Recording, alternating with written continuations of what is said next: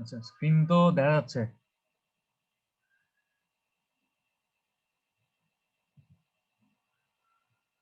আমার স্ক্রিন কি দেখতেছেন?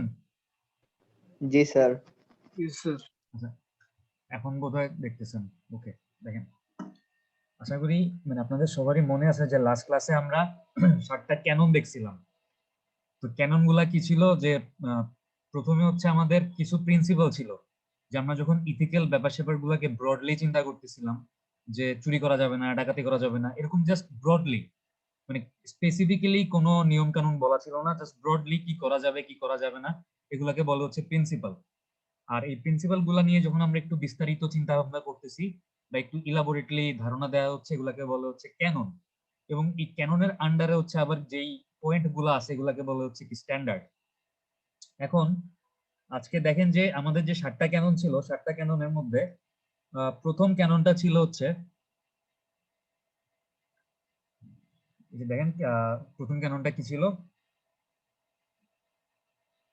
খেয়াল করেন যে ক্যানন 1 ছিল যে safety, health and welfare of the public and compliance with the principle of sustainable development.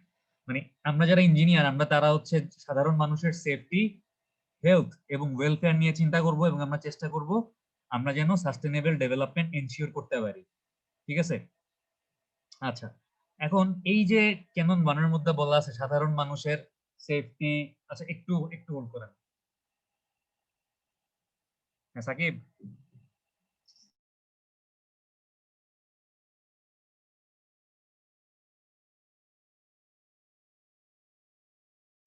আচ্ছা, দেখেন যে বলা ছিল যে সেফটি, সাধারণ মানুষের সেফটি, হেলথ এবং ওয়েলফেয়ার নিয়ে ইঞ্জিনিয়াররা সবসময় কনসার্ন থাকবে এবং তারা হচ্ছে সাস্টেনেবল ডেভেলপমেন্ট এনশিওর করার চেষ্টা করবে।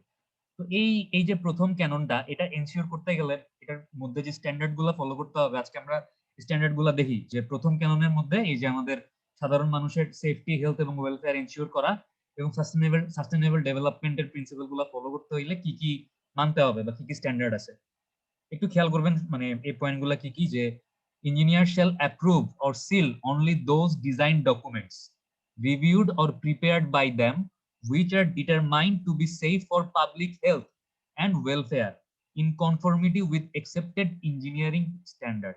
মানে হচ্ছে আপনারা যখন ইঞ্জিনিয়ার হয়ে যাবেন, বিভিন্ন ডিজাইন বা বিভিন্ন ডকুমেন্টে আপনাদেরকে আপনাদের নিজেদের সাইন বা সিল অ্যাটাচ করতে হবে। এটা মানে আপনি যে ডিজাইন করছেন এটাকে বলা হচ্ছে ভেরিফিকেশন করা। মানে ডিজাইনটা যে ঠিক আছে বা এটা যে আপনার দ্বারা করা হয়েছে আপনাকে অনেক সময় ভেরিফাই করতে হবে, অথবা অন্য কোনো ইঞ্জিনিয়ারের ডিজাইন আপনাকে চেক করতে দিতে পারে যে ভাই মানে আমি তো ডিজাইন করছি, বাট আপনি আমার চাইতে বেশি এক্সপার্ট, তো আপনি একটু চেক করে দেখেন আমার ডিজাইনটা ঠিক আছে কিনা। তো আপনি ডিজাইনটা হচ্ছে কি করবেন, তখন রিভিউ করবেন। রিভিউ করে যদি আপনার কাছে ঠিক মনে হয় আপনি তার মধ্যে একটা সিগনেচার করে দিবেন ভেরিফাইড লিখে, যে ভেরিফাইড।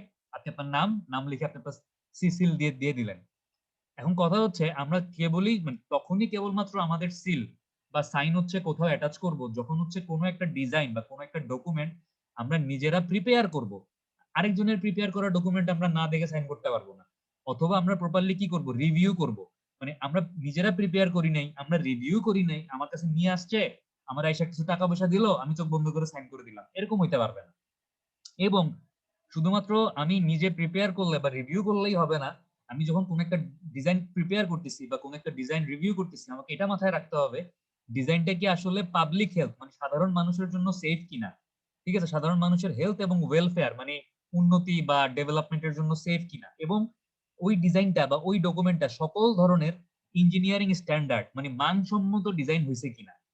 ঠিক আছে, মানে একসেপ্টেড ইঞ্জিনিয়ারিং স্ট্যান্ডার্ড, মানে সকল ধরনের ইঞ্জিনিয়ারিং স্ট্যান্ডার্ড একসেপ্ট করে যদি ডিজাইনটা হয়ে থাকে, ডিজাইনটা যদি আমি নিজে করে থাকি অথবা যদি আরেকজন করে থাকে, আমি যদি ঠিকমতো রিভিউ করে থাকি এবং এই ডিজাইনটা যদি সাধারণ মানুষের জন্য সেফ মানে সাধারণ মানুষের হেলথ এবং ওয়েলফেয়ারের জন্য সেফ হয়, তাইলে আমি ওইখানে সাইন করতে পারবো বা আমার সিল অ্যাটাচ করতে পারবো। বোঝা গেছে? এটা গেল প্রথম স্ট্যান্ডার্ড ক্যানন নাম্বার 1 এর আন্ডারে। 2 নম্বর স্ট্যান্ডার্ডটা কি? Engineers whose professional judgment is overruled under circumstances where the safety, health, and welfare of the public are endangered or the principle of sustainable development ignored shall inform their clients or employers of the possible consequences। মানে হচ্ছে মনে করেন আপনি একটা জায়গায় একটা design করতেছেন, তো ডিজাইনটা করার সময় আপনি সকল ধরনের ইঞ্জিনিয়ারিং স্ট্যান্ডার্ড বা রুল যেগুলো আছে বা আমাদের যে ডিজাইন ক্রাইটেরিয়া আছে সবকিছু মেনটেন করে আপনি ডিজাইন করছেন, বাট প্রবলেম হচ্ছে ডিজাইনটা করার পরে আপনার মনে হচ্ছে যে এই ডিজাইনটা এনভায়রনমেন্টের জন্য ক্ষতিকর হতে পারে। সাপোজ আপনি একটা জায়গায় একটা গার্মেন্টস ফ্যাক্টরির জন্য একটা West water treatment plant design করলেন, ঠিক আছে? ওয়েস্ট ওয়াটার ট্রিটমেন্ট প্ল্যান্ট আপনি ডিজাইন করলেন। এখন এই ওয়েস্ট ওয়াটার ট্রিটমেন্ট প্ল্যান্টের যে মানে ময়লা পানিটা বা টক্সিক ওয়াটারটা, এই ময়লা পানিটা ডিসচার্জ করবে কোথায়? নদীতে। তো আপনি জানেন যে এটা ইকোসিস্টেমের জন্য ক্ষতিকর, বা নদীর মাছ টাছ মারা যেতে পারে, নদীর মধ্যে মানে যে ধরনের বায়োলজিক্যাল মানে ব্যাপার স্যাপার গুলো আছে এগুলো নষ্ট হইতে পারে।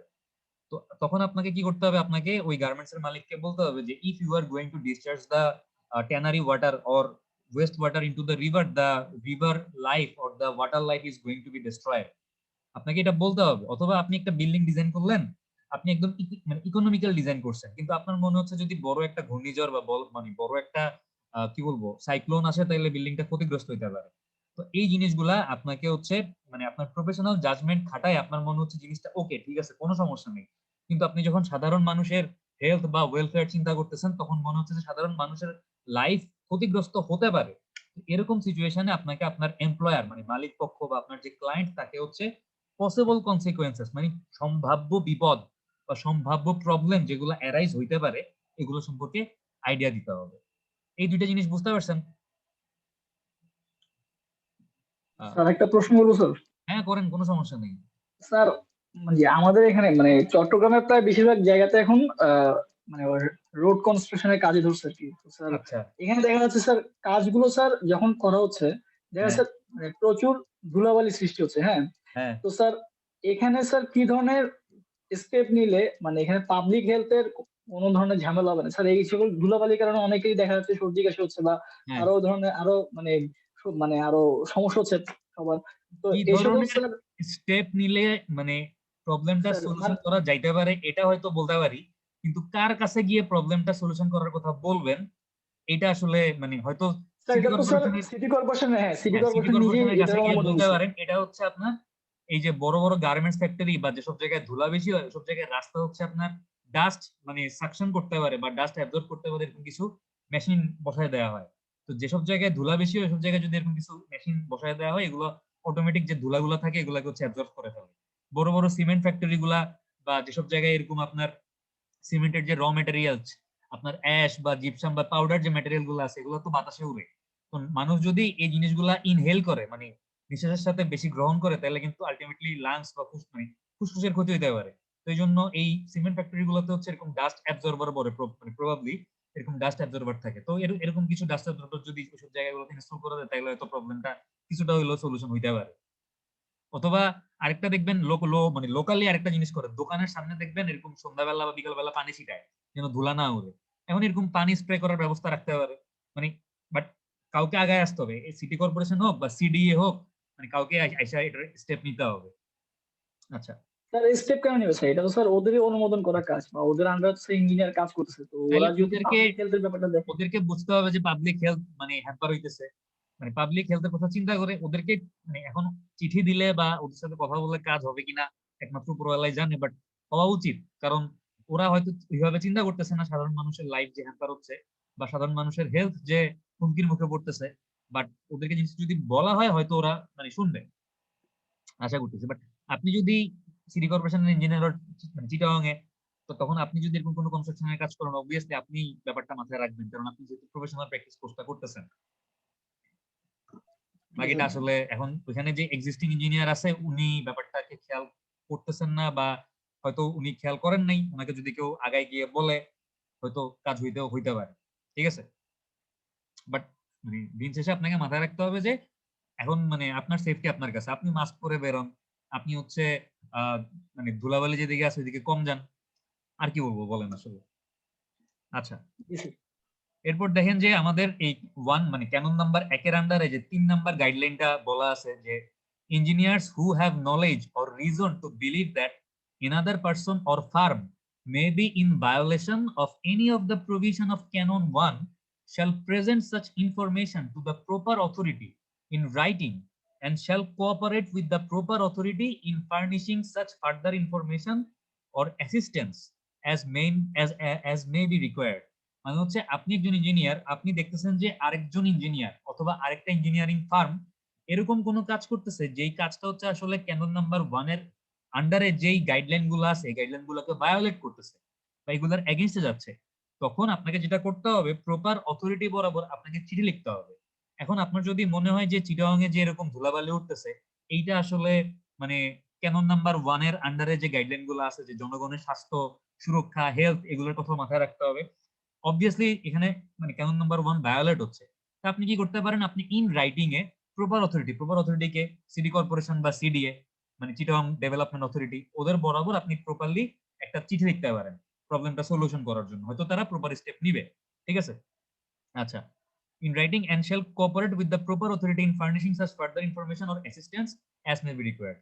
এবং এরপরে যখন প্রপার অথরিটি ব্যাপারটা ইনভেস্টিগেট করবে, ব্যাপারটা নিয়ে যাচাই বাছাই করবে বা ব্যাপারটা তদন্ত করবে, তখন যদি আপনার অ্যাসিস্ট্যান্স বা সাহায্য চাওয়া হয় পুরো ব্যাপারটাকে ফার্নিশ করার জন্য বা পুরো ব্যাপারটা সম্পর্কে আরো ইনফরমেশন গ্যাদার করার জন্য, তখন অবভিয়াসলি আপনি হেল্প করবেন। এটাই হচ্ছে প্রথম ক্যাননের আন্ডারে 3 নাম্বার গাইডলাইন। তাহলে আমরা তিনটা গাইডলাইন কি কি দেখলাম আশা করি মানে মনে আছে। প্রথমটা ছিল কি? প্রথমটা ছিল হচ্ছে আহ, আমরা তখনই হচ্ছে আমাদের সিল সাইন কোথাও অ্যাটাচ করব যখন আমরা ডিজাইনটা নিজেরা প্রিপেয়ার করব বা রিভিউ করব এবং আমাদের কাছে মনে হবে যে জনগণের হেলথ এবং ওয়েলফেয়ারের জন্য এটা ঠিক আছে এবং সাস্টেনেবল ডেভেলপমেন্ট ইনশিওর হচ্ছে। 2 নম্বরটা কি ছিল? 2 নম্বরটা ছিল হচ্ছে প্রফেশনাল জাজমেন্ট যখন ওভার রুলড হবে, মানে আমার মনে হচ্ছে যে আমার ডিজাইন বা আমার কোনো অ্যাক্টিভিটির দ্বারা আমার ক্লায়েন্ট ক্ষতিগ্রস্ত হইতে পারে বা আমার এমপ্লয়ার ক্ষতিগ্রস্ত হইতে পারে বা সাস্টেনেবল ডেভেলপমেন্ট ডিস্ট্রয় হইতে পারে, তখন এই ব্যাপারগুলো হচ্ছে বা পসিবল কনসিকুয়েন্স সম্পর্কে আমাকে আমার মালিক পক্ষ বা ক্লায়েন্টকে ইনফর্ম করতে হবে। আর 3 নম্বরটা কি? 3 নম্বর গাইডলাইনটা হচ্ছে যদি আমার মনে হয় কোনো ফার্ম বা কোনো অথরিটি না কোনো ইঞ্জিনিয়ার এরকম ক্যানন 1 এর আন্ডারে যে গাইডলাইন গুলো আছে এই গাইডলাইন গুলোর মধ্যে পার্টিকুলার কোন একটা গাইডলাইন বা একের অধিক গাইডলাইন ভায়োলেট করতেছে, then we have to inform proper authority by in writing, and if further assistance of ours is required for the furnishing of the total event, then we have to provide proper assistance to that authority। ঠিক আছে? মানে যদি আরো further assistance দরকার হয় তাহলে আমরা তাদেরকে দিব পুরো ব্যাপারটাকে ফার্নিশ করার জন্য বা মানে if more information is required to be gathered. আচ্ছা, তো 4 নম্বরটা দেখেন যে 4 নম্বরটাতে কি বলা আছে যে engineer should seek opportunities to be of constructive service in civic affairs and work for the advancement of the safety, health and well-being of their communities and the protection of the environment through the practice of sustainable development। Civic affair মানে নাগরিক ব্যাপার স্যাপার যেগুলা, মনে করেন যে আপনার এলাকাতে একটা রাস্তা হচ্ছে, সিটি কর্পোরেশন একটা রাস্তা করতেছে, হয়তো আপনার সাহায্য চাই নাই, বাট আপনি দেখতেছেন যে রাস্তাটা এভাবে না হয় এভাবে হইলে ভালো হইতো, রাস্তার যে থিকনেস একটু বাড়াইলে ভালো হইতো, বা রাস্তার কনস্ট্রাকশনের যে ম্যাটেরিয়ালটা ইউজ করা হচ্ছে ম্যাটেরিয়ালটা একটু চেঞ্জ করে যেই গ্রেড বা যেই সাইজের এগ্রিগেট ইউজ করা হচ্ছে একটু ডিফারেন্ট সাইজের এগ্রিগেট ইউজ করলে কনস্ট্রাকশনের কাজটা আরো বেটার হইতো, দেন আপনাকে আপনার মানে গাইডেন্স বা সাহায্য প্রোভাইড করতে হবে। ঠিক আছে? এবং যখনই আপনার কাছে মনে হবে যে আপনি আপনার মানে সোসাইটির জন্য সাস্টেনেবল ডেভেলপমেন্ট এনশিওর করার জন্য কিছু করতে পারতেছেন, ইউ হ্যাভ টু মানে stretch your helping hand towards them, মানে আপনাকে আপনার সাহায্যের হাত বাড়ায় দিতে হবে। মানে আপনাকে সবসময় অপরচুনিটি খুঁজতে হবে এরকম মানে পাবলিকের মানে ব্যাপার মানে পাবলিকের হেল্প হচ্ছে বা পাবলিকের ডেভেলপমেন্ট হচ্ছে, পাবলিকের সেফটি হেলথ এগুলো এনশিওর হচ্ছে, এই ধরনের ব্যাপার যখনই আপনি এনশিওর করতে পারবেন মানে you have to come forward and take a step towards it. ঠিক আছে? আচ্ছা, 5 নম্বর গাইডলাইনটা কি দেখেন যে engineer should be committed to improving the environment by adherence to the principle of sustainable development so as to enhance the quality of life of the general public. ঠিক আছে? মানে ইঞ্জিনিয়ারদেরকে সবসময় কমিটেড বা প্রতিজ্ঞাবদ্ধ থাকতে হবে এনভায়রনমেন্ট বা পরিবেশের ডেভেলপমেন্টের জন্য বা মানে পরিবেশ রক্ষা করার জন্য। তো পরিবেশ রক্ষা করা কিভাবে সম্ভব? If they contribute in sustainable development, তাইলে হচ্ছে সম্ভব। কেমনে সম্ভব? কারণ দেখেন সাস্টেনেবল ডেভেলপমেন্ট বলতে হচ্ছে আমরা এমন কিছু তৈরি করব বা আমরা এমন কিছু ডেভেলপমেন্টে পার্টিসিপেট করব যে ডেভেলপমেন্টটা হচ্ছে অনেকদিন সাস্টেইন করবে, মানে অনেকদিন টিকবে, সহজ বাংলায় বললে হচ্ছে অনেকদিন টিকবে। এখন আমরা যে বাড়িঘর তৈরি করতেছি, বাড়িঘর তৈরি করতে গেলে আমাদের একদম মানে সবচাইতে মুখ্য একটা ইনগ্রেডিয়েন্ট হচ্ছে সিমেন্ট। তো জানি না আপনারা জানেন কিনা যে আমরা নর্মালি একটা মানে ইনফরমেশন আছে যে এই যে বাংলাদেশের সিমেন্ট ফ্যাক্টরি গুলা, এই সিমেন্ট ফ্যাক্টরি গুলা থেকে প্রতিদিন প্রচুর পরিমাণে কার্বন ডাই অক্সাইড ইমিশন হয় এবং একটা ক্যালকুলেশনে দেখা গেছে যে 1 টন সিমেন্ট প্রডিউস করতে 1 ton carbon dioxide emission হয়। ঠিক আছে, চিন্তা করেন যে পার টন 1 টন সিমেন্ট প্রডিউস করতে 1 টন কার্বন ডাই অক্সাইড বাতাসে নির্গত হয়। তো আপনি যদি সিমেন্টের প্রোডাকশন কমাইতে পারেন তাহলে বাতাসে কার্বন ডাই অক্সাইডের মানে প্রোডাকশন কমবে। এবং আপনাকে যদি কেউ জিজ্ঞেস করে যে what is the major source of carbon dioxide emission in environment, আপনার আনসারটা হবে কি জানেন? Cement industry. সবচাইতে বড় সোর্স হচ্ছে cement industry carbon dioxide ইমিশনের। তো আপনি যদি বাতাসে কার্বন ডাই অক্সাইডের ইমিশন কমাইতে চান তাহলে সিমেন্টের প্রোডাকশন কমাইতে হবে। তো সিমেন্টের প্রোডাকশন কমাইতে হলে সিমেন্টের ডিমান্ড কমাইতে হবে। ডিমান্ড কমাইতে হলে আপনাকে এমন বিল্ডিং তৈরি করতে হবে যে বিল্ডিংটা 100 বছর টিকবে। ঠিক আছে, যদি দেখা গেল যে 10 বছর পরে বা 15 বছর পরে বিল্ডিং এ মানে ফ্র্যাকচার দেখা গেছে, বিল্ডিং হচ্ছে ভাঙা ফেলতে হচ্ছে, তাহলে তখন ওই বিল্ডিং ভেঙে নতুন করে আবার বিল্ডিং তৈরি করতে হবে, আবার বেশি সিমেন্টের দরকার হবে। তো আমরা তো চাই না সিমেন্ট বারবার লাগুক। সো এভাবে আপনি আসলে সাস্টেনেবল ডেভেলপমেন্টে পার্টিসিপেট করতে পারেন অ্যাজ ইঞ্জিনিয়ার হিসেবে, অ্যাজ এ সিভিল ইঞ্জিনিয়ার হিসেবে। তো এই প্রথম ক্যাননের আন্ডারে যে 5টা গাইডলাইন বললাম, এই 5টা গাইডলাইন কি মনে থাকবে? প্রথম গাইডলাইনটা কি ছিল? আমরা তখনই আমাদের সিল বা সাইন, মানে মনে রাখবেন যে প্রথম গাইডলাইনটা হচ্ছে সিল আর সাইন নিয়ে। একটু মনে রাখলে দেখবেন পুরোটা মনে থাকবে যে আমরা তখনই আমাদের সিল সাইন কোথাও অ্যাটাচ করব যখন হচ্ছে আমরা কোনো একটা ডকুমেন্ট বা ডিজাইন হচ্ছে কি করব, রিভিউ করব অথবা নিজেরা প্রিপেয়ার করব। এবং আমার কাছে মনে হবে যে জনগণের বা পাবলিকের সেফটি, ওয়েলফেয়ার, মানে এটার দ্বারা কোনো রকমের ক্ষতিগ্রস্ত হবে না। এবং আপনার মানে মনে হবে যে সকল রকমের ইঞ্জিনিয়ারিং স্ট্যান্ডার্ড মেনটেন করে ডিজাইনটা করা হয়েছে, তখনই আপনি আপনার সিল বা সাইন অ্যাটাচ করবেন। আচ্ছা, আমাদের 2 নাম্বার গাইডলাইনটা কি ছিল? মানে কেউ কি বলতে পারবেন? 2 নাম্বার গাইডলাইনটা ছিল যে কি ওটা ছিল ছিল বলেন? স্যার, মানে আমাদের যখন আমরা একটা ডিজাইন করব তখন স্যার ওটা আমরা কত যখন বলতে। মানে ওইখানে যখন আমাদের প্রফেশনাল জাজমেন্ট, ঠিক আছে, মানে আমি আমার যে এক্সপেরিয়েন্স বা এক্সপার্টাইজ, আমার মনে হচ্ছে জিনিসটা ঠিক আছে, ডিজাইনটা ওকে, বিল্ডিং ভাঙা পড়বে না, কিন্তু সামহাও আমার মনে হচ্ছে যে আমি আমার প্রফেশনাল বা মানে অ্যাজ এ এক্সপার্টাইজ থেকে যে ডিজাইনটা করছি ওইটা পার্টিকুলার হয়তো ঘূর্ণিঝড় রেজিস্ট করতে পারবে, সাইক্লোন রেজিস্ট করতে পারবে, কিন্তু আর্থকোয়েক হইলে বিল্ডিংটা ভাঙা পড়বে। তখন আমাকে যেটা করতে হবে, প্রফেশনাল জাজমেন্ট যদি ওভার রুলড হয়, we have to inform our client or employer about the possible consequences of the outcome. আমাদেরকে আমাদের ক্লায়েন্ট বা এমপ্লয়ারদেরকে পসিবল কনসিকুয়েন্স, সমূহ বিপদ কি হতে পারে এটা ইনফর্ম করতে হবে। আচ্ছা, 3 নাম্বার গাইডলাইনটা ছিল হচ্ছে যদি আমার কাছে মনে হয় যে কোনো ইঞ্জিনিয়ার বা কোনো ফার্ম এই ক্যানন 1 এর আন্ডারে যেই গাইডলাইন গুলো আছে এগুলোর মধ্যে কোনো একটা বা একের অধিক গাইডলাইন ভায়োলেট করতেছে, মানে গাইডলাইন ভায়োলেশন হচ্ছে, তখন হচ্ছে আমাকে প্রপার অথরিটি বরাবর ইন রাইটিং এ তাদেরকে ব্যাপারটা জানাইতে হবে। এবং তাদের যদি আরো ইনফরমেশন লাগে in order to furnish the total event, then we have to provide our assistance, আমাদেরকে সাহায্য করতে হবে তাদেরকে। এটা ছিল আমাদের 3 নাম্বার গাইডলাইন। আমাদের 4 নাম্বার গাইডলাইনটা কি ছিল? আমাদেরকে সবসময় অপরচুনিটি খুঁজতে হবে সিভিক অ্যাফেয়ার, মানে সাধারণ মানুষের ডেভেলপমেন্টের জন্য উই হ্যাভ টু বা ইঞ্জিনিয়ার শুড সিক অপরচুনিটি, মানে আমাদেরকে সাধারণ মানুষের ডেভেলপমেন্টের যে ব্যাপার স্যাপারগুলো এগুলোতে পার্টিসিপেট করার জন্য চেষ্টা করতে হবে থ্রু সাস্টেনেবল ডেভেলপমেন্ট।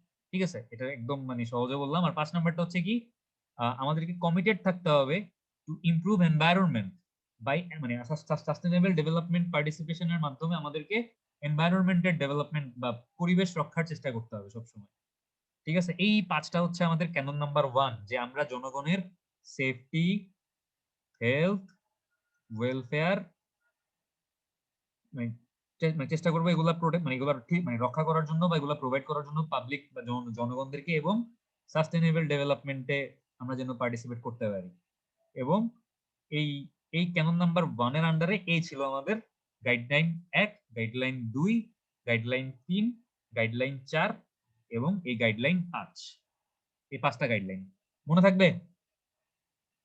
আশা করি কয়েকবার দেখলেই মনে থাকবে, মানে এখনই দেখবেন যদি আপনাকে আমি জিজ্ঞেস করি হয়তো আপনি 2-3টা গাইডলাইন বলতে পারবেন, হয়তো 5টা বলতে গেলে আমি নিজে এখন মানে ভুলে যাব, সিরিয়ালি 5টা বলতে পারবো না। বাট আপনারা যদি একটু এভাবে বাংলায় জিনিসগুলো বুঝে বুঝে কিওয়ার্ড গুলা মনে রাখেন তাহলে দেখবেন পরীক্ষার সময় লিখতে পারবেন। পরীক্ষার সময় মানে লিখতে গেলে এরকম সেন্টেন্সে ভুল হওয়ার কোনো কারণ নেই, জাস্ট একটু কিওয়ার্ড গুলো মনে রাখবেন। ঠিক আছে? আচ্ছা, এবার আমরা চলে আসি আমাদের ক্যানন নাম্বার 2 এ। ঠিক আছে? ক্যানন নাম্বার 2 কি ছিল? যে engineer shall perform services only in areas of there competence. মানে ইঞ্জিনিয়াররা কেবলমাত্র ওই সকল জায়গাতেই কাজ করবে যেসব জায়গায় তাদের এক্সপার্টাইজ বা দক্ষতা আছে। তো এই 2 নাম্বার ক্যাননের আন্ডারে দেখেন কি কি বলা আছে। Engineers shall undertake to perform engineering assignments only when qualified by education or experience in the technical field of engineering involved. মানে আমরা যখন ইঞ্জিনিয়ার হইলাম আমরা তখনই কেবলমাত্র এরকম কোনো ইঞ্জিনিয়ারিং অ্যাসাইনমেন্ট মানে কোনো দায়িত্ব আমরা আমাদের নিজেদের ঘাড়ে নিব যখন হচ্ছে আমরা যে পড়ালেখা করে আসছি ওই পড়ালেখার মাধ্যমে বা আমরা যে চাকরি করতেছি বা আমরা যে প্র্যাকটিস করতেছি ওইখান থেকে আমাদের যে এক্সপেরিয়েন্সটা গ্যাদার হইলো ওই এক্সপেরিয়েন্সের মাধ্যমে আমরা আসলে কাজটা করার জন্য টেকনিক্যালি মানে আমরা আসলে কি বলবো টেকনিক্যালি আমরা নলেজেবল, আমাদের পর্যাপ্ত পরিমাণ ধারণা আছে, তখনই কেবলমাত্র আমরা এরকম কোন একটা কাজে পার্টিসিপেট করব। এটা হচ্ছে আমাদের প্রথম গাইডলাইন আন্ডার ক্যানন 2। সেকেন্ড গাইডলাইনটা কি? Engineers may accept an assignment requiring education or experience outside of their own field of competence, provided their services are restricted to those phase of the project in which they are qualified.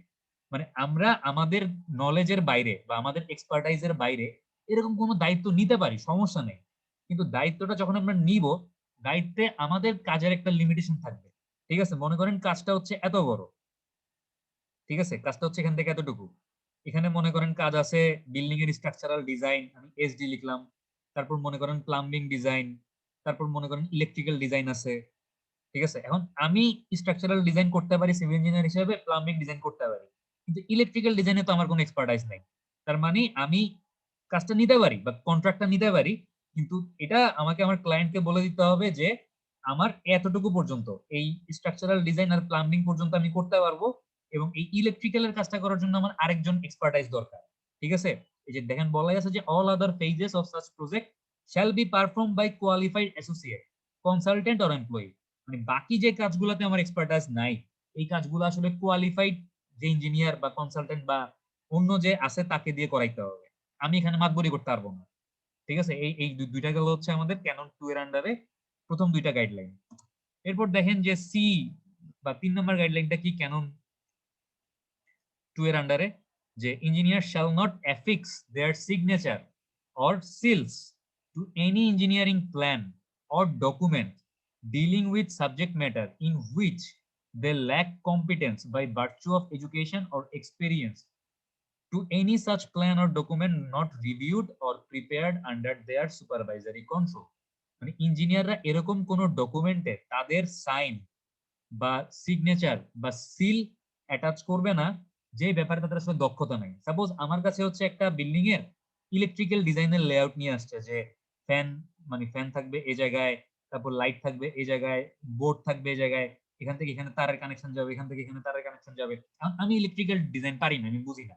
আমি যদি না বুঝি, আমার যদি এখানে expertise না থাকে, আমি এখানে চোখ বন্ধ করে আমার সাইন বা সিল কোনো কিছু অ্যাটাচ করতে পারবো না। ঠিক আছে? এবং মনে করেন আমার ব্যাপারটাতে দক্ষতা আছে কিন্তু জিনিসটা আমি তৈরি করি নাই বা আমি রিভিউ করি নাই, তারপরও আমি এখানে আমার সিল সাইন ইচ্ছা মতো অ্যাটাচ করতে পারবো না এজ ইঞ্জিনিয়ার হিসেবে। আশা করি বোঝা গেছে, বোঝা গেছে না? দুই নম্বর ক্যাননটা সহজ, 2 নম্বর ক্যানন শেষ বোধহয়। হ্যাঁ, 2 নম্বর ক্যাননে আমাদের প্রথম গাইডলাইনটা কি ছিল? এজ এ ইঞ্জিনিয়ার হিসেবে আমরা এরকম কোনো দায়িত্ব নিব না, যে মানে এরকম কোনো অ্যাসাইনমেন্ট আমরা নিব না যে আমাদের by virtue of education or expert মানে অর এক্সপেরিয়েন্স আমাদের যেখানে দক্ষতা নাই আমরা এই ধরনের কোনো অ্যাসাইনমেন্ট বা কাজে হাত দিব না বা কাজ করার চেষ্টা করব না। আর 2 নম্বরে হচ্ছে আমরা আমাদের দক্ষতা বা এক্সপার্টাইজের বাইরে কোনো রকমের অ্যাসাইনমেন্ট বা কন্ট্রাক্ট নিতে পারি, বাট ওই কন্ট্রাক্টের মধ্যে আমার যতটুকু ক্যাপাবিলিটি আমি ততটুকু শেষ করব। আর বাকি যে জিনিসগুলোতে আমার এক্সপার্টাইজ নাই, আমি আসলে যে জিনিসগুলো বুঝি না, এই জিনিসগুলো হচ্ছে আরেকজন এক্সপার্টকে দিয়ে করাইতে হবে। এটা ছিল আমাদের 2 নাম্বার গাইডলাইন। আর 3 নাম্বারটা কি ছিল? আমরা আমাদের সিল সিগনেচার এরকম কোন জায়গায় অ্যাটাচ করব না যে বিষয়ে আমার কোনো দক্ষতা নাই, আমি আসলে জিনিসটা বুঝতেছি না। এবং মনে করেন আমি একটা জিনিস বুঝতেছি কিন্তু ওই জিনিসটা আমি নিজে তৈরি করি নাই বা আমি নিজে রিভিউ করি নাই, এরকম কোন জায়গাতেও আমি আমার সিল সিগনেচার অ্যাটাচ করব না। এটা গেল আমাদের 2 number guideline, sorry 3 number guideline under canon 2। আর ক্যানন 2 টা কি ছিল? আমরা আমাদের মানে কম্পিটেন্সের বাইরে, এরিয়া অফ কম্পিটেন্স, আমাদের দক্ষতা যেসব জায়গায় নাই তার বাইরে আমরা কোনো রকমের কোনো মাতব্বরি করব না বা পাকনামি করব না। সহজ বাংলায় বললে পাকনামি করব না। ঠিক আছে, ওকে। আচ্ছা, এবার দেখেন যে ক্যানন 3টা কি ছিল। প্রথম দুইটা ক্যাননের আন্ডারে গাইডলাইন গুলো কি মনে আছে? আচ্ছা, একটু রিভিউ করি, আসেন।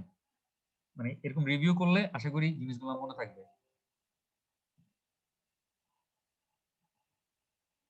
আমরা চলে যাই হচ্ছে আমাদের প্রথম ক্যাননটাতে। আচ্ছা, slide show from beginning. Slide কি দেখা যাচ্ছে? না স্যার। স্লাইড দেখা যাচ্ছে না। ওকে, একটু দাঁড়ান।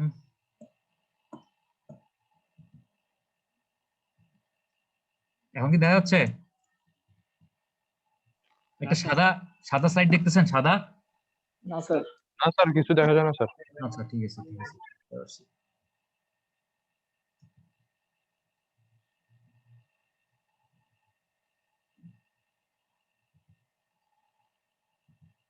এখন দেখতেছেন? জি স্যার। আচ্ছা, তাহলে আমাদের ক্যানন 1টা কি ছিল? জাস্ট কিওয়ার্ড গুলা লিখতেছি যে পাবলিকের সেফটি, হেলথ, ওয়েলফেয়ার এগুলা এনশিওর করতে হবে এবং চেষ্টা করতে হবে সাস্টেইনেবল ডেভেলপমেন্ট যেন মেনটেন হয়। সাস্টেইনেবল ডেভেলপমেন্ট, এটা ছিল আমাদের প্রথম ক্যানন। এই প্রথম ক্যাননের আন্ডারে গাইডলাইন গুলা কি ছিল? আমাদের 1 নাম্বার গাইডলাইন ছিল আমরা এরকম কোনো জায়গায় আমাদের সিল বা সাইন অ্যাটাচ করব না যে জিনিসটা আমরা নিজেরা প্রিপেয়ার করি নাই বা রিভিউ করি নাই, এবং আমার কাছে যখন মনে হবে যে কোন একটা ডিজাইন বা কোন একটা প্রজেক্ট হচ্ছে জনগণের সেফটি এবং ওয়েলফেয়ার মেনটেইন হচ্ছে এবং সকল ইঞ্জিনিয়ারিং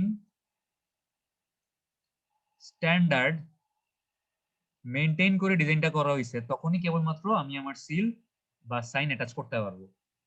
আচ্ছা, 2 নাম্বারটা কি ছিল? 2 নাম্বারটা হচ্ছে যখন আমাদের প্রফেশনাল জাজমেন্ট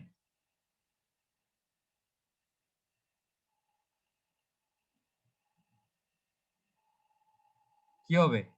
ওভার রুলড হবে। ঠিক আছে, এবং সাস্টেনেবল ডেভেলপমেন্ট হয়তো এনশিওর হচ্ছে না, কোনো একটা প্রবলেম হইতে পারে, তখন we have to inform our client or employers about the possible কি কনসিকুয়েন্সেস। 3 নাম্বারটা কি ছিল? যখন আমাদের মনে হবে যে কোনো ইঞ্জিনিয়ার বা কোনো ফার্ম ক্যানন 1 এর আন্ডারে যে গাইডলাইন গুলো আছে এগুলো ভায়োলেট করতেছে, তখন প্রপার অথরিটিকে আমাদেরকে জানাইতে হবে, এবং জানাইতে হবে কিসের মাধ্যমে? বাই রাইটিং, লিখিত আকারে জানাইতে হবে। এবং পুরো ব্যাপারটাকে ফার্দার ফার্নিশিং করতে যদি আমাদের কোনো অ্যাসিস্ট্যান্স প্রোভাইড করতে হয়, ঠিক আছে, আমরা ফার্নিশিং টু অ্যাসিস্ট, ঠিক আছে, অথবা আচ্ছা অ্যাসিস্ট্যান্স লেখা দিই তাহলে বুঝতে পারবেন, আমাদেরকে ফার্দার অ্যাসিস্ট্যান্স প্রোভাইড করতে হবে। 4 নাম্বারটা কি ছিল? সিভিক অ্যাফেয়ার্স, যে আমাদের যদি এরকম কোনো উন্নয়নমূলক কাজে আমরা পার্টিসিপেট করতে পারি, আমাদেরকে এরকম নাগরিক ব্যাপার স্যাপার বা পাবলিকের সেফটি হেলথ এই ব্যাপারগুলোতে পার্টিসিপেট করতে হবে এবং চেষ্টা করতে হবে সাস্টেনেবল ডেভেলপমেন্ট যেন বজায় থাকে। আর 5 নাম্বারটা কি ছিল? 5 নাম্বারটা ছিল হচ্ছে আমাদেরকে মানে ইঞ্জিনিয়ারদেরকে এনভায়রনমেন্টের প্রোটেকশনের জন্য চেষ্টা করতে হবে থ্রু এনশিওরিং সাস্টেনেবল ডেভেলপমেন্ট। ঠিক আছে, এই 5টা ছিল আমাদের ক্যানন 1 এর আন্ডারে গাইডলাইন। ক্যানন 2 এর আন্ডারে গাইডলাইন গুলো কি ছিল?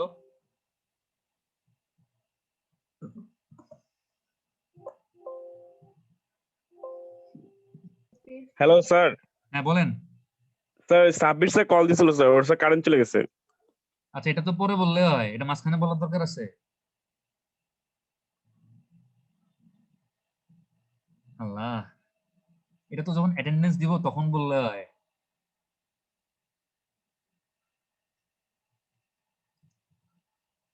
আচ্ছা, আজকে দীপের অ্যাটেন্ডেন্স নেই, আজকে দীপের বদলে সাব্বিরকে অ্যাটেন্ডেন্স দিয়ে দিব। ঠিক আছে দীপ মিত্র? না না স্যার। এখন আবার নানা বলেন কেন? আচ্ছা দেখেন,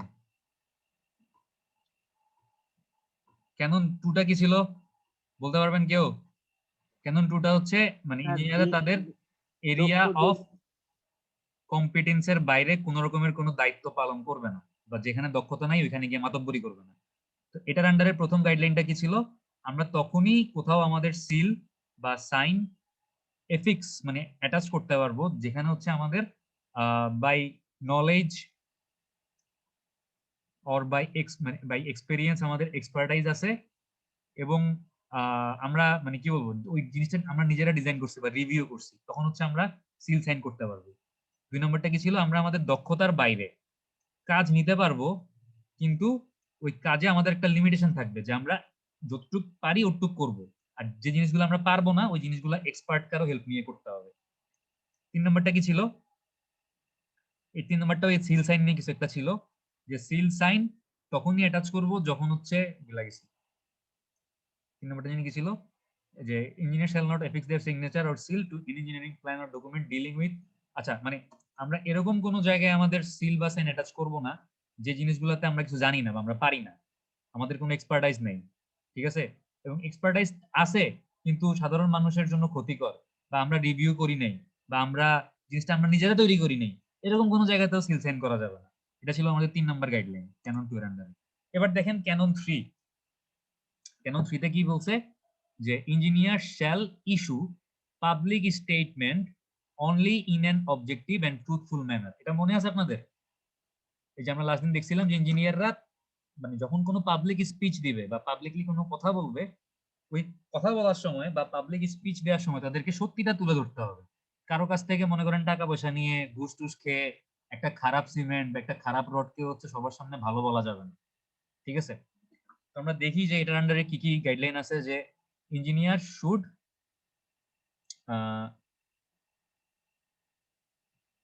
engineers should endeavor to extend the public knowledge of engineering and sustainable development and shall not participate in the dissemination of untrue, unfair or exaggerated statement regarding engineering। মানে হচ্ছে আপনি যখন সাধারণ মানুষকে ইঞ্জিনিয়ারিং ব্যাপার স্যাপারগুলো সম্পর্কে জানাবেন, যে অমুক সিমেন্ট সবচাইতে ভালো সিমেন্ট, অমুক সিমেন্ট দিয়ে আপনি যদি মানে কনস্ট্রাকশনের কাজ করেন তাহলে কিউরিং 7 দিন করা লাগবে না, একদিন কিউরিং করলেই হবে। আপনি এরকম চাপাবাজি করতেছেন মনে করেন কারোর সামনে। ঠিক আছে? তো আপনি যখন পাবলিককে এরকম ইঞ্জিনিয়ারিং ব্যাপারগুলো নিয়ে ধারণা দিবেন, বা যারা সাধারণ জনগণ যাদের আসলে সিভিল ইঞ্জিনিয়ারিং সম্পর্কে তেমন কোনো ধারণা নেই, আপনি যখন তাদেরকে পাবলিকলি জিনিসগুলো নিয়ে বলবেন, তখন আপনাকে ব্যাপারগুলো হচ্ছে সত্যিটা তুলে ধরতে হবে। আপনি আনট্রু মানে মিথ্যা, আনফেয়ার অসত্য বা এক্সাজারেটেড অতিরঞ্জিত কোনো স্টেটমেন্ট, ডিসেমিনেশন মানে বিতরণ করা, ডিসেমিনেট করা মানে হচ্ছে বিতরণ করা। আপনি মিথ্যা কোনো ইনফরমেশন বা এক্সাজারেটেড অতিরঞ্জিত কোনো ইনফরমেশন পাবলিককে এভাবে ধোঁকাবাজি করতে পারবেন না পাবলিকের সাথে, সহজ বাংলায় বললে। ঠিক আছে? তারপর হচ্ছে 2 নম্বরটা দেখেন, যে engineer shall B objective and truthful in professional report, statement or testimony. They shall include all relevant and pertinent information in such report, statement or testimony. মানে অ্যাজ এ ইঞ্জিনিয়ার হিসেবে আপনি যখন কোনো টেকনিক্যাল রিপোর্ট তৈরি করবেন বা কোনো statement দিবেন বা কোনো টেস্টিমনি দিবেন, আপনাকে হচ্ছে সকল প্রাসঙ্গিক ইনফরমেশন গুলো এখানে তুলে আনতে হবে, এবং প্রাসঙ্গিক ইনফরমেশন গুলাকে হেল্প করার জন্য যদি কোনো পার্শিয়াল ইনফরমেশন বা পার্টিনেন্ট ইনফরমেশন থাকে ওই জিনিসগুলো তুলে আনতে হবে। সাপোজ আপনার কাছে হচ্ছে একজন সাধারণ মানুষ আসছে, সে একটা 5 তলা বিল্ডিং করবে নিজে নিজে থাকার জন্য। তো আপনাকে বলছে যে ভাই আপনি তো অনেক বড় ইঞ্জিনিয়ার, আপনি বুঝেন কোন সিমেন্টটা ভালো কোন সিমেন্টটা খারাপ, আপনার ল্যাবরেটরি আছে, আপনি একটু ল্যাবরেটরিতে টেস্ট করে বলবেন যে আমি যে সিমেন্টটা কিনতেছি সিমেন্টটা আসলে ভালো না খারাপ। আপনি আপনার ল্যাবরেটরিতে সিমেন্টটা টেস্ট করলেন, ওইদিকে সিমেন্ট কোম্পানি জানে যে মানে মানে এরকম একজন লোক আপনার কাছে টেস্ট করাইতে আসছে, সিমেন্ট কোম্পানি আপনার কিছু টাকা পয়সা ধরাই দিল। এবার আপনি মনে করেন ল্যাবরেটরিতে টেস্ট করে দেখলেন যে সিমেন্ট 2 নাম্বার সিমেন্ট, বাট আপনি আপনার রিপোর্টে হচ্ছে মিথ্যা কথা লিখলেন যে না সিমেন্ট খুব ভালো, এই সিমেন্ট ইউজ করলে এই সাস্টেনেবল ডেভেলপমেন্ট এনশিওর হবে, আপনার বাড়ি 100 বছর টিকবে, আপনি এরকম মিথ্যা কথা বললেন। এই ধরনের মিথ্যা কথা বলা যাবে না, যেটা সত্যি ওইটাই আপনার রিপোর্টে তুলে ধরতে হবে, ঠিক আছে? আচ্ছা, এরপর দেখেন যে engineers when serving as expert witness shall express an engineering opinion only when it is founded upon adequate knowledge of the fact, upon a background of technical competence and upon honest conviction। মানে যখন মনে করেন কোনো একটা engineering ব্যাপারে আপনাকে as a expert হিসেবে ডাকা হয়েছে, ঠিক আছে, মানে আপনি এক্সপার্ট হিসেবে সাজেশন দিচ্ছেন, আপনি তখনই কেবলমাত্র অ্যাজ এ এক্সপার্ট হিসেবে অপিনিয়ন বা সাজেশন দিবেন যখন ওই পার্টিকুলার ব্যাপারটাতে আপনার প্রপার নলেজ আছে। এখন মনে করেন আপনি ব্যাপারটা বুঝতেছেন না, কিন্তু আপনার কাছে মনে হইলো যে সবার সামনে যদি আমি কিছু বলতে না পারি আমার তো মানিজ্য থাকবে না, আবার যদি অ্যাজ এন এক্সপার্ট হিসেবে এখানে কাজ করি তাহলে আমারে এরকম একটা টাকা পয়সাও দিবে, এখন আমি যদি কিছু না বলি আমার মান সম্মানও যাবে, সবার সামনে টাকা পয়সাও যাবে, ঠিক আছে, তো কিছু একটা করা দরকার। আচ্ছা ঠিক আছে, একটা ভুয়া মানে একটু পার্ট টার্ট নিয়ে একটা মনের মধ্যে যা আসে একটা আইডিয়া দিয়া দিই, এই ধরনের কিছু করা যাবে না। আপনি যদি ব্যাপারটা সম্পর্কে আপনার আইডিয়া না থাকে, you can not be act as an expert, মানে আপনি অ্যাক্টিং করতে পারবেন না এজ এন এক্সপার্ট হিসেবে। আপনাকে বলতে হবে যে আমি জানি না, সত্যিটা স্বীকার করতে হবে আপনি যদি না জানেন, ঠিক আছে? আচ্ছা, 4 নম্বরটা কি দেখেন যে engineers shall issue no statement, criticism or argument on engineering matter which are inspired or paid for by interested parties unless they indicate on whose behalf the statement are made। মানে ইঞ্জিনিয়াররা যখন কোনো পাবলিক স্টেটমেন্ট দিবে বা publicly কারো সমালোচনা করবে বা কোনো ইঞ্জিনিয়ারিং ব্যাপার নিয়ে আর্গুমেন্ট করবে যে অমুক সিমেন্ট থেকে অমুক সিমেন্ট ভালো, এরকম পাবলিকলি তারা যখন আর্গু করতেছে, তখন হচ্ছে তারা কখনোই এই ব্যাপারগুলোতে কোন রকমের মানে ইন্সপায়ার্ড পার্টি বলতে হচ্ছে যারা আসলে মানে যার পক্ষে স্টেটমেন্ট দিলে সে লাভবান হবে, এরকম কোন পার্টির কাছ থেকে কোন রকমের টাকা পয়সা নিতে পারবে না। আর যদি টাকা পয়সা নিয়েও থাকে তাহলে তাকে এটা পাবলিকলি বলতে হবে যে হ্যাঁ আমাকে অমুক সিমেন্ট কোম্পানি টাকা দিছে এবং আমি তাদের হয়ে কথা বলতেছি, মানে তাদেরকে ব্যাপারটা ডিসক্লোজ করতে হবে, ঠিক আছে?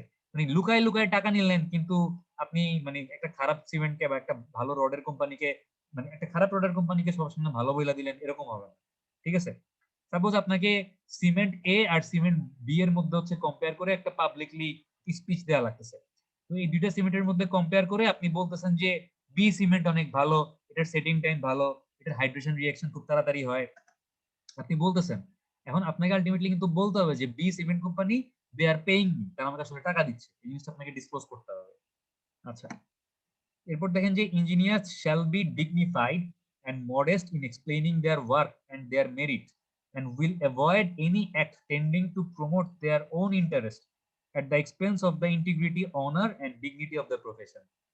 মানে আপনারা যত বড় ইঞ্জিনিয়ার হবেন you have to be dignified, মানে আপনার ডিগনিটি মেনটেন করতে হবে, আপনার নিজের সম্মান মেনটেন করতে হবে এবং you have to be modest. আপনি মানে নিজের সম্মান মেনটেন করার পাশাপাশি আপনি যতটা পারেন হাম্বল হবেন, যতটা পারেন মডেস্ট হবেন ইঞ্জিনিয়ারিং ব্যাপার স্যাপার গুলা বা আপনার নিজের কাজ আরেকজনকে বোঝানোর সময়। এখন মনে করেন একজন নন ইঞ্জিনিয়ারিং পার্সন আপনার কাছে এসে বললো যে ভাই এই কলামটার সাইজ আপনি 12x12 কেন দিচ্ছেন, এটা তো 10x10 করলেও হইতো। এখন আসলে মনে করেন ডিজাইন অনুযায়ী এটা 10x10 করলে হয় না, এটা 12x12ই লাগবে। আপনি যে আপনাকে জিজ্ঞেস করতেছে তাকে ধমক দিতে পারবেন না, সে তো ইঞ্জিনিয়ার না, সে তো সাধারণ পাবলিক, সে হয়তো বুঝতেছে না। মানে তাকে আপনাকে চেষ্টা করতে হবে হাম্বলি এবং যতটা সম্ভব মডেস্টলি বুঝাই দেয়া যে কেন আপনি 12x12 দিচ্ছেন কলাম, ঠিক আছে? এবং আপনি পাবলিকলি এই ধরনের কোনো কথাবার্তা বলতে পারবেন না যে কথাটা হচ্ছে আপনি নিজের লাভের জন্য বলতেছেন। মনে করেন আপনি একজন সরকারি ইঞ্জিনিয়ার, আপনি হচ্ছে এরকম পাবলিকলি বলে বেড়াইতেছেন যে আমি না থাকলে তো মানে সরকার হচ্ছে রাস্তাটা করতেই পারতো না, আমি ডিজাইন করছি দেখে যে 10 বছর টিকতেছে। মানে স্যার আসসালামু আলাইকুম। হ্যাঁ, ওয়ালাইকুম সালাম, বলেন। স্যার এটা কি স্যার ওই যে আরএসডি এর কাজ, আরএসডি যেটা স্যার কনসালটেন্টের দিয়ে করা, এটা কি স্যার এই প্রসেসটা? মানে আরএসডি কনসালটেন্ট দিয়ে কি করায়? স্যার এই যে কোনো কাজ বুঝায় দেওয়া, কাজটা কিভাবে করে দিতে হবে, না, মানে কোনো আরএসডি প্রজেক্ট ডিজাইন করা? দেখেন, মানে আরএসডি তে তো টেকনিক্যাল পারসন আছে আর কনসালটেন্ট যে টিমটা ওইখানেও টেকনিক্যাল পারসন আছে। ব্যাপারটা হচ্ছে মনে করেন আমি ইঞ্জিনিয়ার না, আমি হচ্ছে একজন সাধারণ মানুষ, আপনি হচ্ছেন মনে করেন কোন একটা কনসালটেন্সি ফার্মে ইঞ্জিনিয়ার হিসেবে আছেন। জি এখন স্যার। আমি আপনাদের ফার্মকে দায়িত্ব দিছি আমার রেসিডেন্সিয়াল বিল্ডিংটা ডিজাইন করে দেওয়ার জন্য, আমি নিজে থাকবো, আমি একটা বাড়ি বানাচ্ছি, মনে করেন আমি হচ্ছে আপনাদের ক্লায়েন্ট। তো তখন মনে করেন আপনার ফার্ম আমার বিল্ডিং এ যতগুলা কলাম ডিজাইন করছে সবগুলা সাইজ দিচ্ছে 14x14 বা 12x12। আমি তো বাড়ির মালিক, আমার তো টার্গেট হচ্ছে টাকা কমানো, আমি বুঝতেছি যে কলামের সাইজ ছোট দিলে আমার টাকা কমবে, আমার স্পেস বা জায়গা বাড়বে। আমি দেখা গেল আপনাদের ফার্মের কাউকে জিজ্ঞেস করলাম যে ভাই আপনারা এখানে কলামগুলো এত বড় দিচ্ছেন কেন, কলামগুলো একটু ছোট করলেও তো হইতো, ঠিক আছে, তাইলে আমার খরচও কমতো, আমার রুমের মধ্যে জায়গাও বাড়তো। তখন এজ এ ইঞ্জিনিয়ার হিসেবে আপনার ফার্ম কখনোই আমার সাথে বলতে পারবে না যে আরে মিয়া বেশি বুঝেন, মানে এত কথা বলেন কেন, এই ধরনের বিহেভ করা যাবে না। যারা নন টেকনিক্যাল পার্সন তাদেরকে হচ্ছে যতটা সম্ভব মানে মডেস্টলি হচ্ছে ব্যাপারটা বুঝাই দিতে হবে যে কেন আসলে আমরা মানে বড় সাইজের কলাম ইউজ করতেছি বা কেন আমি চাইলেও ছোট ছোট সাইজের কলাম ইউজ করতে পারবো। এবার ধরতে পারছেন ব্যাপারটা? আচ্ছা, আশা করি বুঝতে পারছেন। জি স্যার, বুঝতে পেরেছি। তাইলে আমাদের এই 3 নাম্বার ক্যাননের আন্ডারে অনেকগুলো গাইডলাইন ছিল, মানে মানে আমার মনে হয় অলরেডি ভুলে গেছেন সবাই, আমি নিজেও ভুলে গেছি, একটু আরেকবার রিভিউ করি। যে প্রথমটা কি ছিল, কোন রকমের পাবলিক স্টেটমেন্ট দেওয়ার সময় কোনো মিথ্যা কথা বলা যাবে না, আনফেয়ার ইনফরমেশন দেওয়া যাবে না, কোনো অতিরঞ্জিত ইনফরমেশন মানে বাই স্টেটমেন্ট দেওয়া যাবে না, ঠিক আছে। 2 নম্বরটা কি ছিল, আমাদেরকে সবসময় ট্রুথফুল এবং অবজেক্টিভ, মানে কোন একটা পার্টিকুলার উদ্দেশ্য থাকতে হবে আমরা যখন কোনো কিছু বলবো, এবং আমাদেরকে ট্রুথফুল ম্যানারে বলতে হবে। আমরা যখন কোনো টেকনিক্যাল রিপোর্ট প্রিপেয়ার করব তখন ওই রিপোর্টটার মধ্যে সকল রকমের রিলেভেন্ট ইনফরমেশন থাকতে হবে, এবং যদি ওই রিলেভেন্ট ইনফরমেশন গুলাকে সাপোর্ট করার জন্য পার্টিনেন্ট মানে পার্শ্ববর্তী আরো কোনো ইনফরমেশন লাগে ওইগুলো আমাদেরকে প্রোভাইড করতে হবে।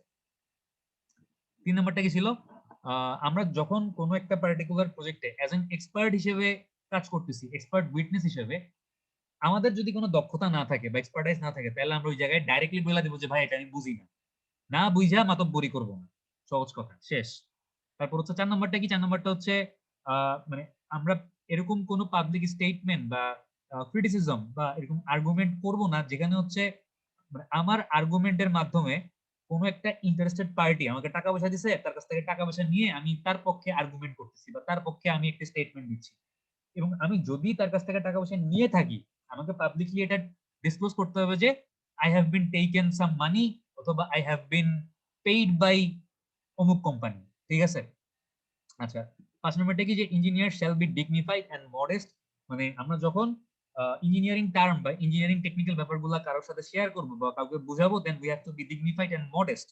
আমরা চেষ্টা করবো হাম্বল থাকার জন্য, এবং মানে আমরা আমাদের নিজেদের ইন্টারেস্ট মানে সেলফ ইন্টারেস্ট প্রমোট করার জন্য কোনো রকমের মানে আলতু ফালতু কথাবার্তা বলতে পারবো না, যে কথাবার্তাগুলো আসলে আমাদের ইঞ্জিনিয়ারিং প্রফেশনের ইন্টিগ্রিটি, অনর এবং ডিগনিটিকে হ্যাম্পার করবে, ঠিক আছে। আচ্ছা, আশা করি মানে গাইডলাইন গুলা চেষ্টা করবো আমরা মনে রাখার জন্য। 5টা গাইডলাইন আমরা আমাদের আজকে আরেকটা গাইডলাইন দেখে শেষ করে দিই, আমাদের হাতে আরো 12 মিনিটের মতো সময় আছে।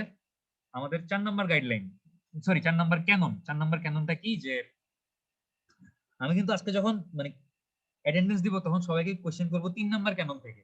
তো 3 নাম্বার ক্যাননের আন্ডারে 5টা গাইডলাইন আছে, একটু গাইডলাইন গুলো মনে রাখেন সবাই। আমি ভুলে গেছি বাট আপনারা মনে রাখার চেষ্টা করেন সিরিয়ালি, ঠিক আছে।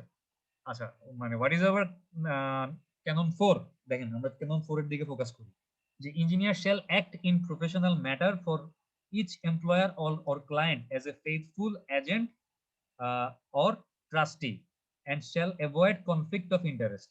মানে আমরা যখন আমাদের প্রফেশনাল ব্যাপারগুলোতে মানে ইনভলভ হবো তখন আমাদেরকে চেষ্টা করতে হবে আমাদের ক্লায়েন্ট বা এমপ্লয়ারের ফেইথফুল এজেন্ট মানে বিশ্বস্ত স্টাফ হিসেবে কাজ করার জন্য, এবং আমাদেরকে ট্রাই করতে হবে each and every kind of conflict of interest avoid করার জন্য।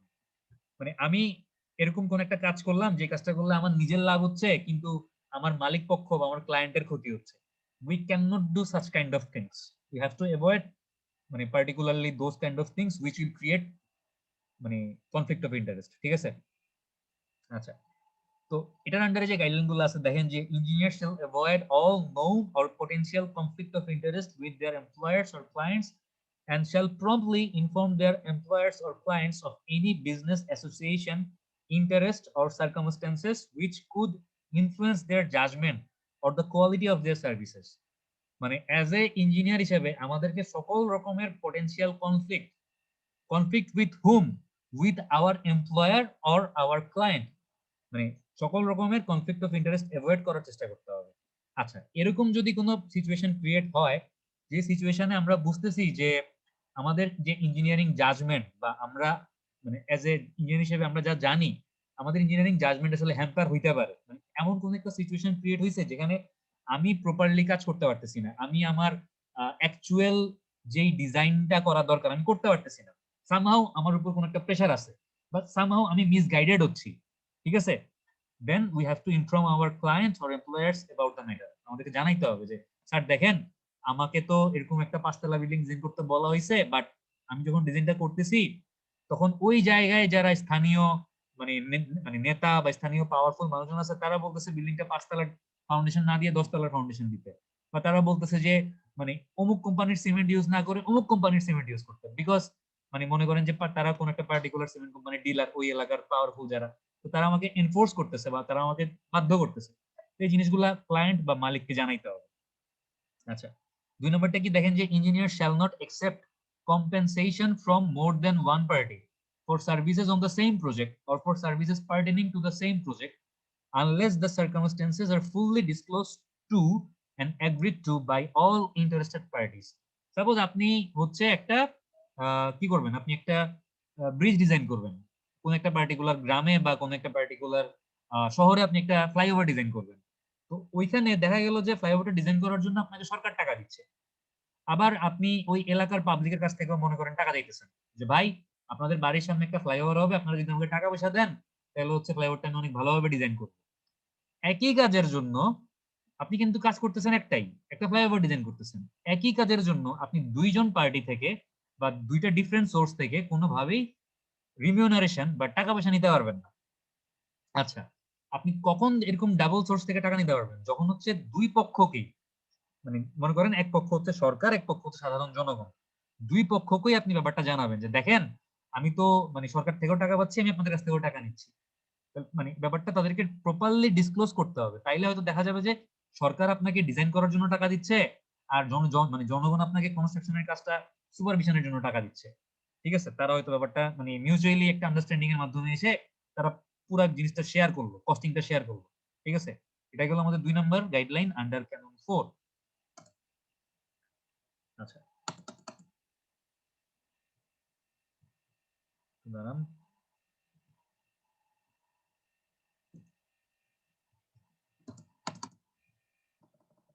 চেঞ্জ হয় না কেন?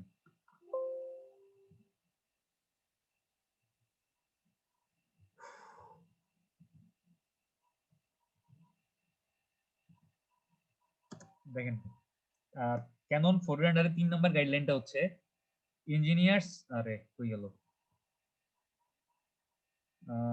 3 নম্বর গাইডলাইনটা হচ্ছে engineers shall not solicit or accept gratuities directly or indirectly from contractors, their agents or other parties dealing with their client or employer in connection with work for which they are responsible. এই পয়েন্টটা অনেক বেশি important, কারণ এটা practical লাইফে আমি দেখছি যেরকম হয় আসলে, ঠিক আছে।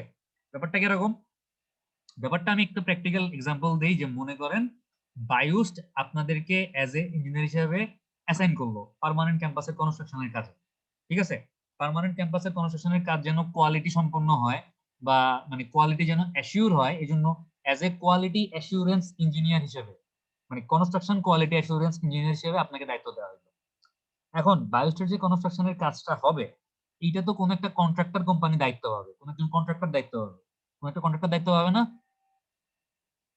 সানভি আছেন এখানে? সানভি, জি স্যার। বায়োস্টে অনেক কাজ করছেন না আপনারা? সানভি, জি স্যার, মোটামুটি স্যার। হ্যাঁ, মানে অত বড় কাজটা এখনো তেমন একটা হয় নাই, ছোটখাটো অনেক কাজ হয়েছে, হয়তো সামনে বড় কাজ হইলো সানভিদের কোম্পানি করতে পারে, মানে এটা আসলে আমি শিওর না কাজটা আসলে কে পাবে। স্যার বায়োস্টার বাথরুম গুলো বানাইছে স্যার।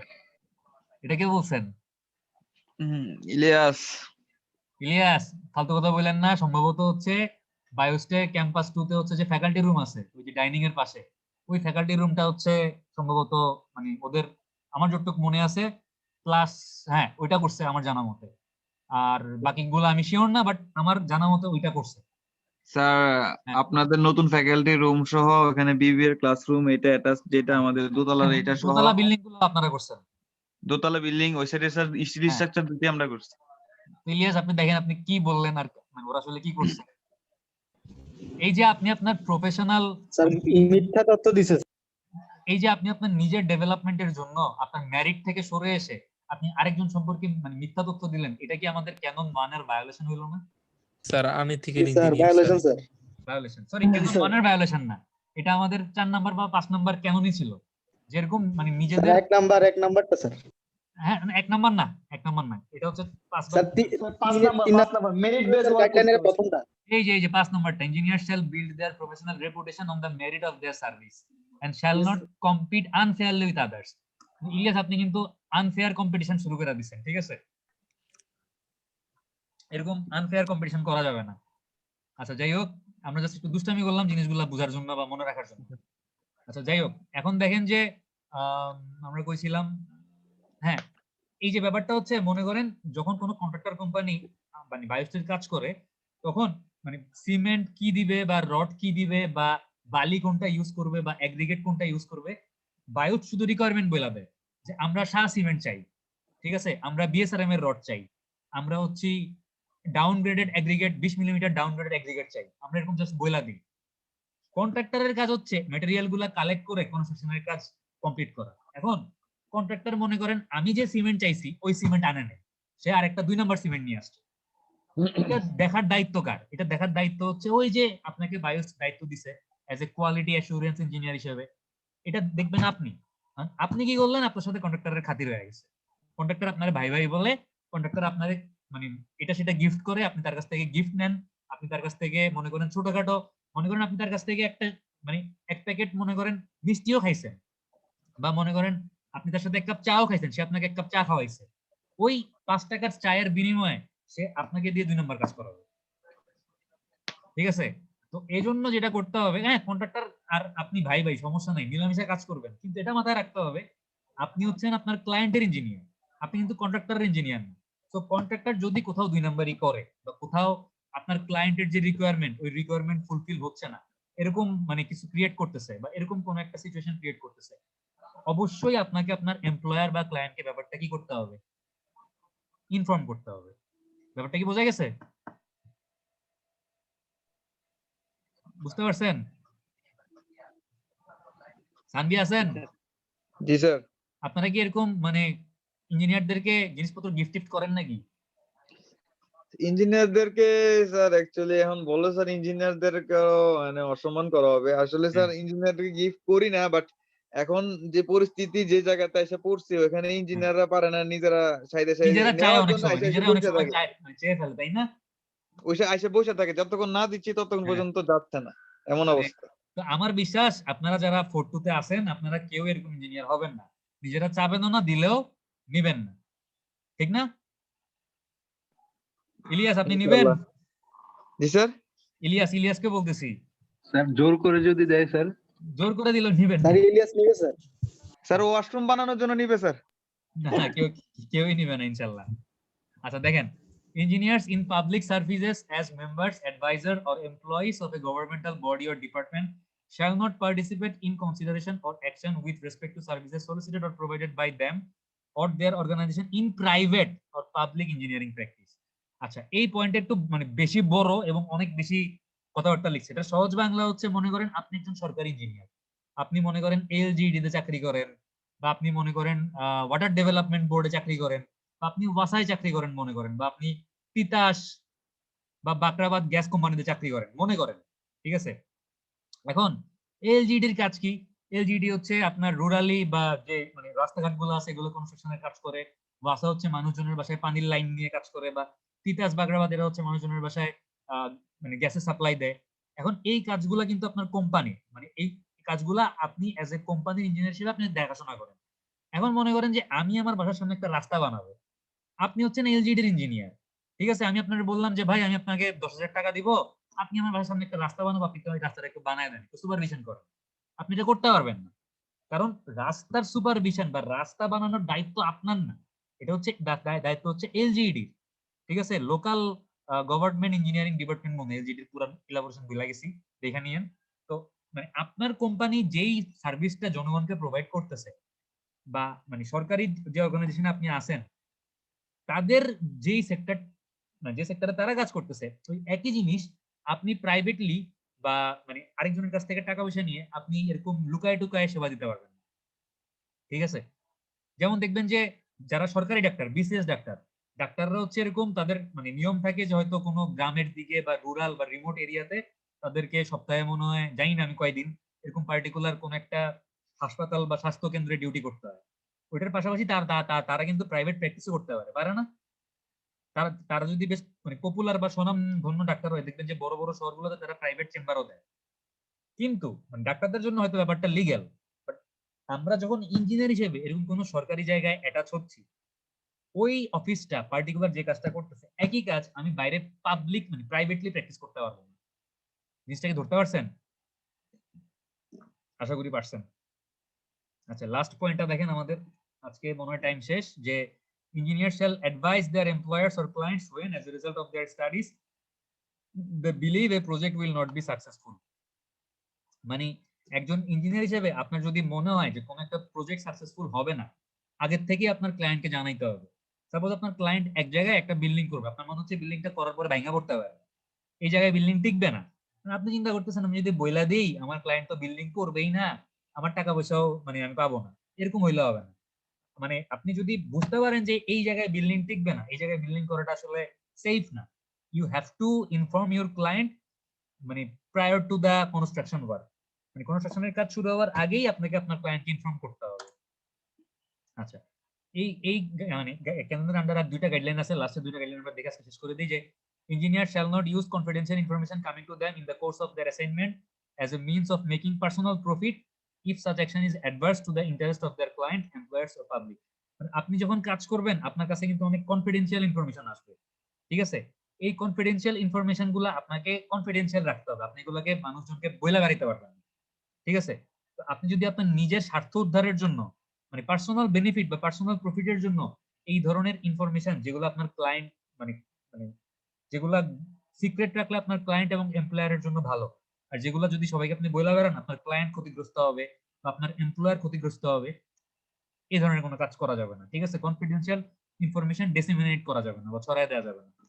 আর লাস্টেরটা কি, যে engineer shall not accept professional employment outside of their regular work or interest without the knowledge of their employer.